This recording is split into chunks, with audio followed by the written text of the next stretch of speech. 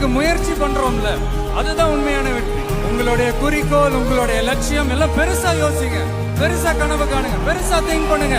அதையெல்லாம் யாரும் தவறுன்னு சொல்லவே முடியாது. பெரிதினும் பெரிது கேள் அப்படிங்கிறாரு. அப்படி இருக்கணும் உங்களுடைய கனவுகள், அப்படி இருக்கணும் உங்களுடைய ஆசைகள், அப்படி இருக்கணும் அதுக்கான உழைப்பு. அப்படி நீங்க டிராவல் பண்ணீங்கன்னா நிச்சயமா நீங்க அடைய வேண்டிய இடத்தை நிச்சயமா அடைவீங்க. ஒவ்வொருத்தருக்கும் ஒவ்வொரு இடம் இருக்கு நண்பா. அது வேற யாருமே வந்து ஃபில் பண்ணவே முடியாது. ஆசைகள் இருக்கும், கனவுகள், இது என்ன தவறுகள் சொல்லவா? ஒரு ஒரு விஷயம் லைஃப்ல நீங்க வந்து நீங்க நினைச்சது நடக்கல, கீழே விழுந்துட்டீங்கன்னு வச்சுங்களேன், சோர்ந்து மட்டும் போயிடாதீங்க. ஏன்னா கீழே விழற தருணங்கள்ல தான் நம்ம சுத்தி இருக்கிற மனுஷங்க எந்த மாதிரி ஆளுங்கன்னு நமக்கு தெரியும்.